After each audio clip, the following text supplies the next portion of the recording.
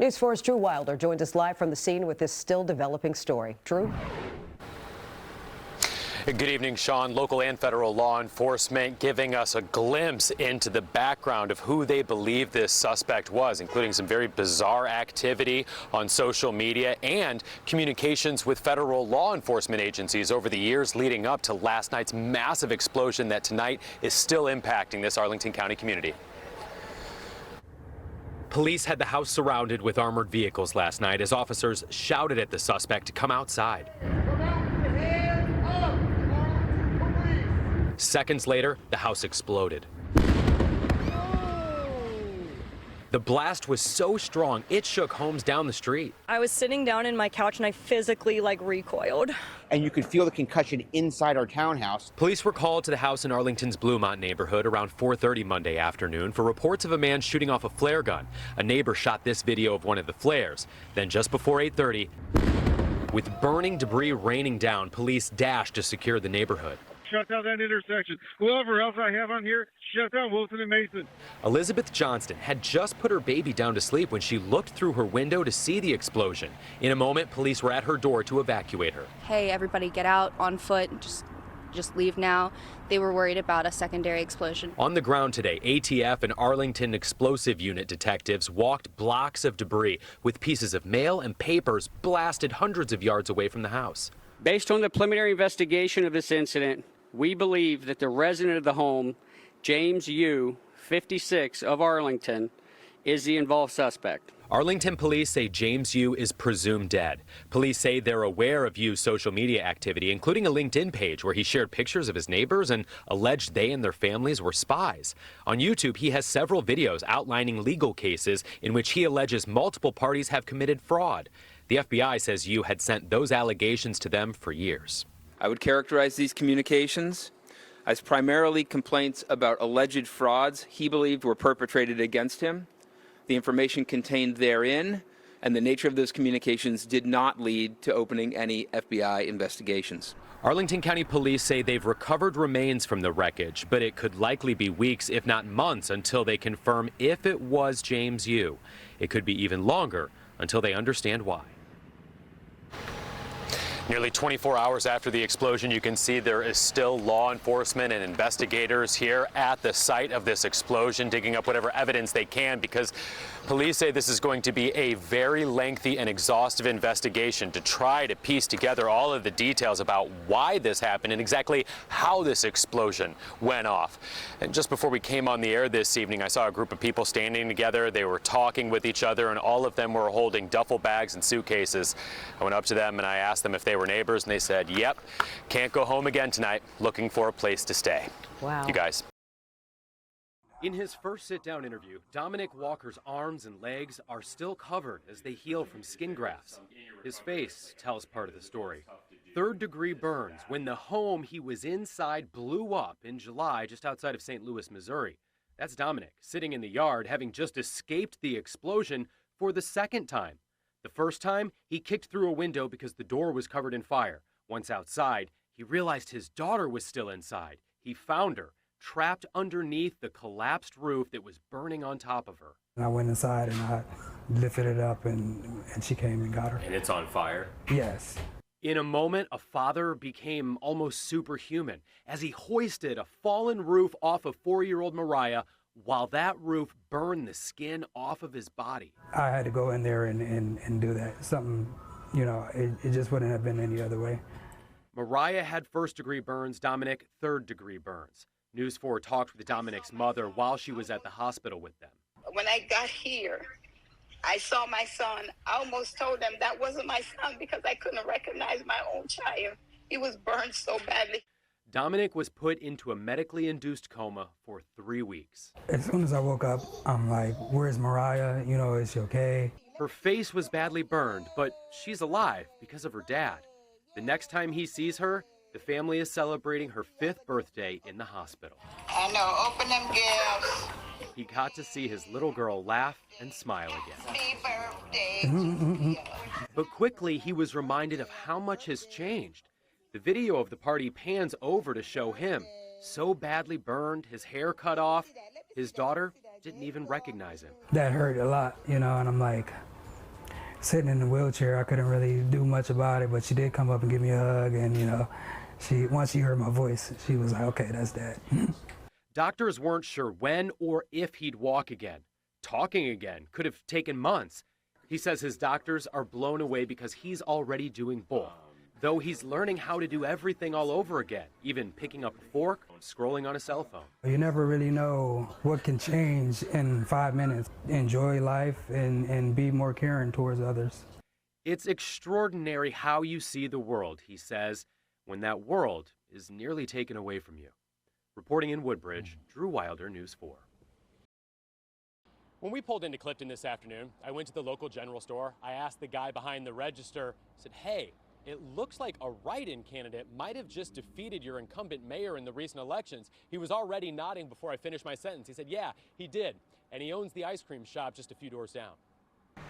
Peterson's Ice Cream Depot is closed for winter, but owner Tom Peterson just landed himself a side hustle as town mayor. When my boss said, Tom, you got to run. His boss and wife, Jean.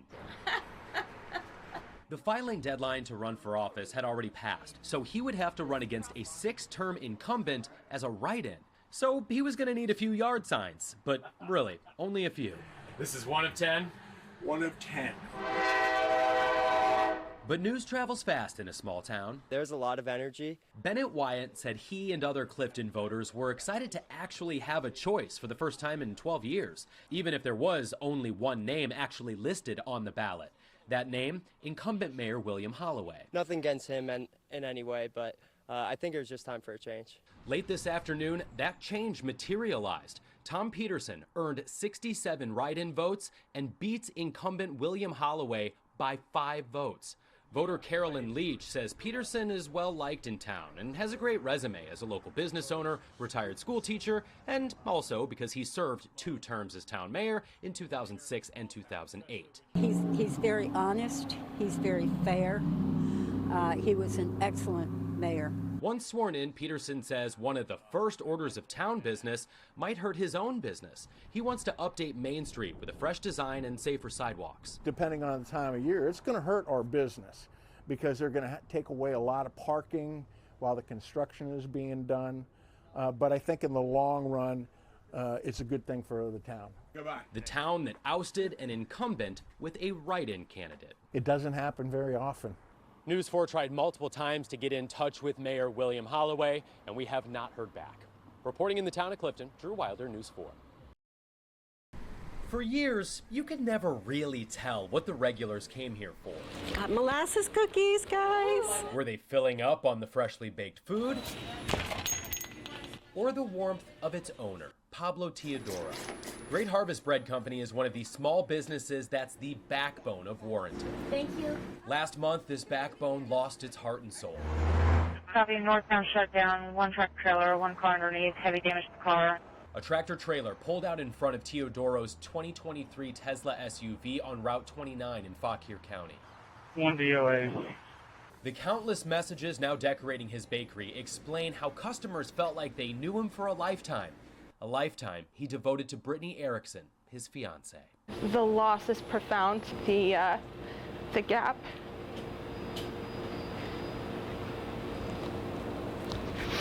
is devastating. We first met him 3 years ago at the start of the pandemic when the grocery store shelves went barren. Teodoro went to work. And I called the food bank to make sure that they had a need. She was weeping on the telephone. Brittany says that heart for service was the message he gave his staff during their last meeting before his crash.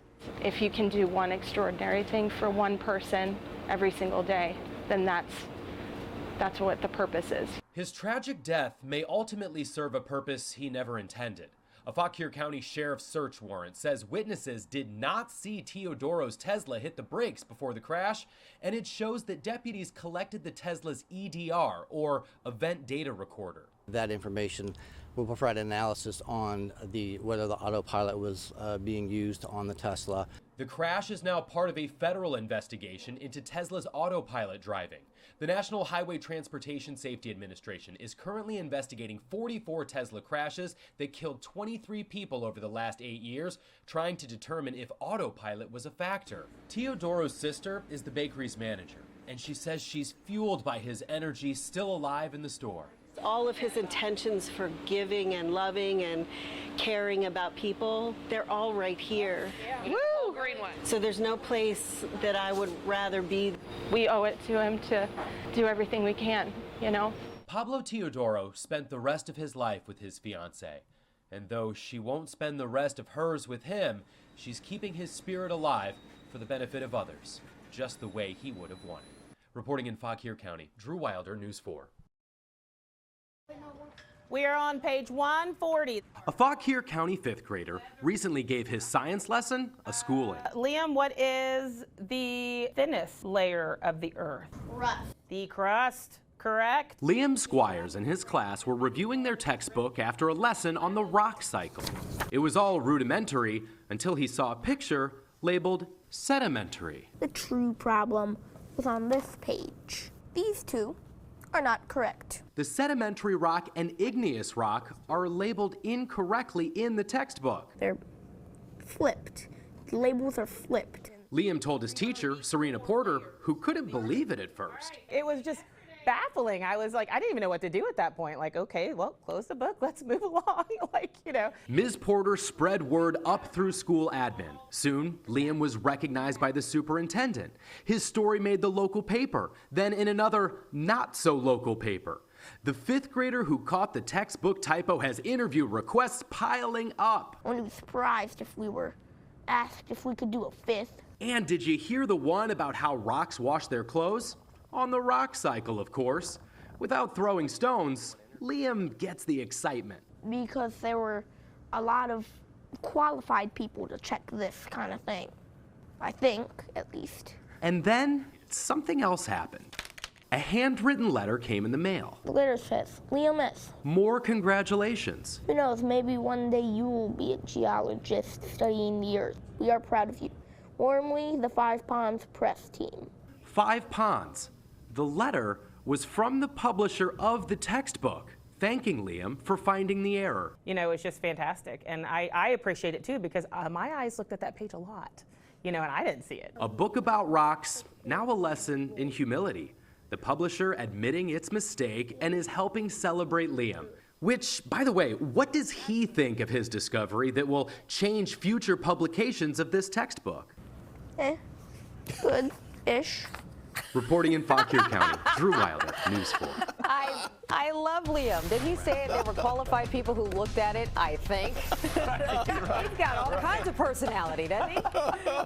Way to go, Liam.